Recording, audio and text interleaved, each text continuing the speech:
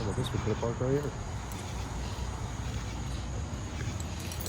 The computer should be open in about 9 o'clock. Should be done before then, so I'll find you. Okay, cool. Can we sit on here? Wherever you want. Okay.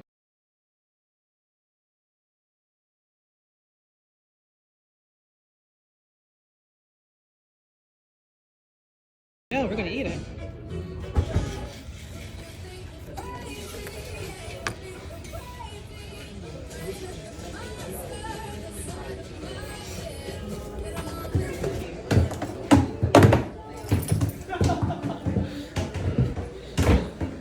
You get back there? Huh? You got your headphone thingy? Yep. Oh, this is sick.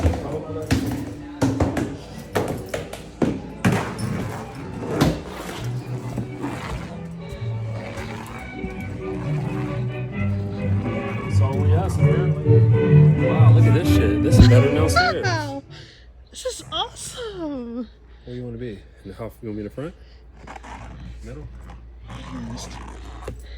Uh-oh, gateway.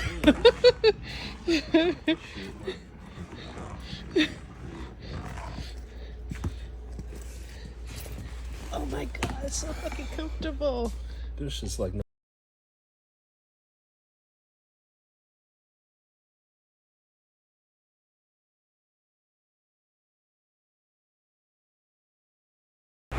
Hey guys, another movie review with auto description. This time we went to a different independent theater called Studio 35. Beautiful theater, small, IPA, very specialized beers and ciders, great food, great artwork. Love the ambiance of the theater, so the theater gets 10 out of 10. So we went there to go see the movie. My husband really wanted to go see 3,000 Years of Longing, and it has Tilda Swinton in it and Idris Elba in it, and he's a Jin or a Jenny. And just to give a quick synopsis, she is a very strong, independent woman, but you see flashes of her life where she did have trauma in her past. It gives, spoiler alert, it gives some indication of a box that she has of her previous husband, that she was pregnant. She doesn't have any children with her now, so obviously she must have lost the pregnancy. They're no longer married.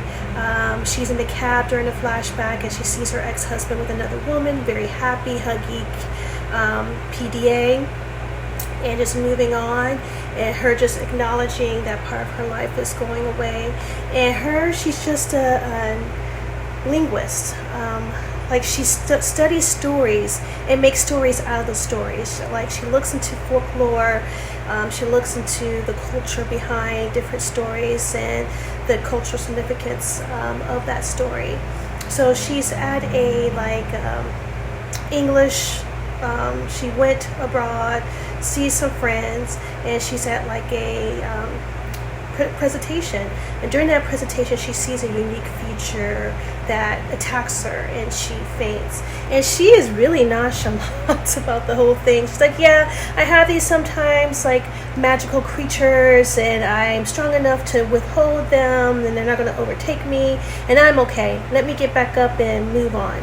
So her and her best friend, one of her good university friends, go to this really cool shop, and they have different glass works and glass things in there, and he wants to buy her something really pretty for her trip to remember it by, because towards the end of the movie you see that in her house she collects glass things very beautifully, like a glass menagerie of different shapes and things made of glass. But she finds this glass blue bottle in a bin, and it has burns on it. Is not perfected, but she's really drawn to it.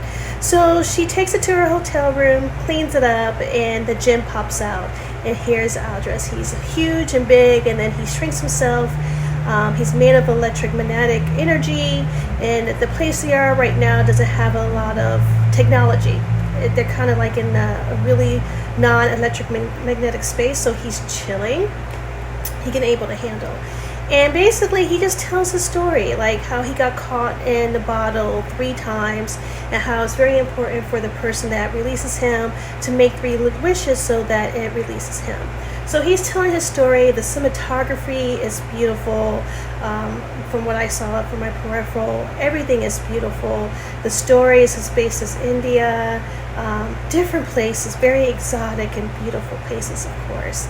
And he just shares his story. I'm not going to go through each story. And when he's done, she's like, well, I know about the trick of the jinn. You make these wishes, and actually these wishes are your doom, and they ruin you. So she's like, I'm not going to do it, I'm not going to do it. And he's like, you have to, I want to be free. I've been trapped, please. And the weirdest thing I think she gets from all these stories about the way he naturally falls in love with each of his woman subjects, that unfortunately he ends up in a bottle. And she takes these stories and, because of her past life, I guess, she's yearning for that type of love. And her wish becomes, I wish, my husband said, did you just wish for black dick? But she did. She wished to be him to fall in love with her. So it wasn't natural and organic. None of that.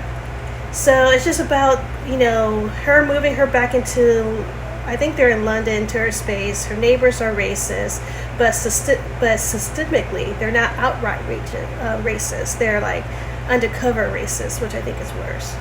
So she moves on to her spot. It's high electromagnetic. There's so much technology.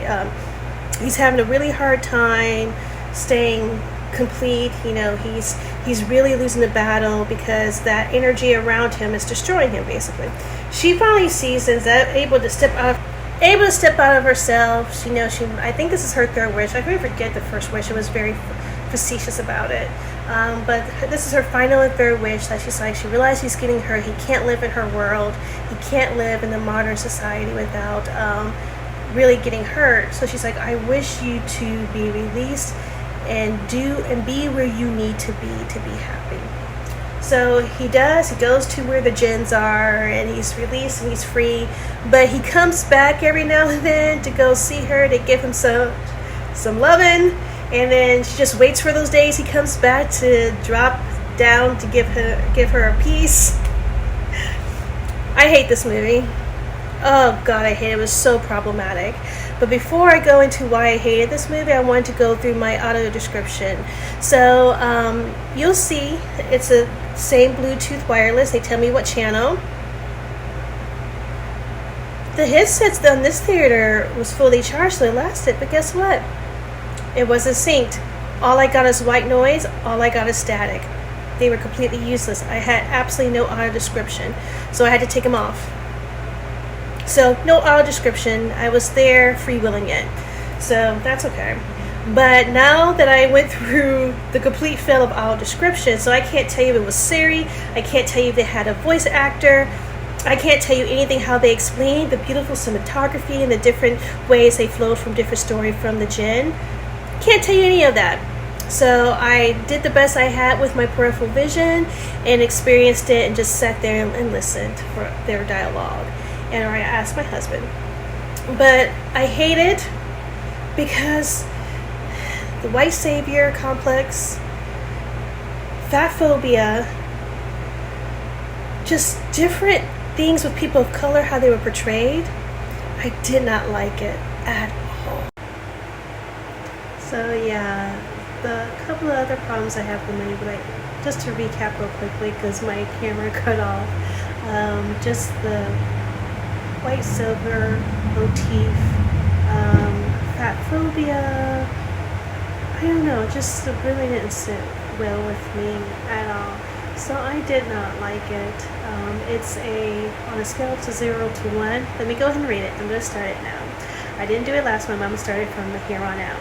So, was the movie enjoyable? 0 to 1. 1. Was my audio description experience enjoyable? 0 to 1. 0. Because I didn't have one. I didn't have one. So it didn't work.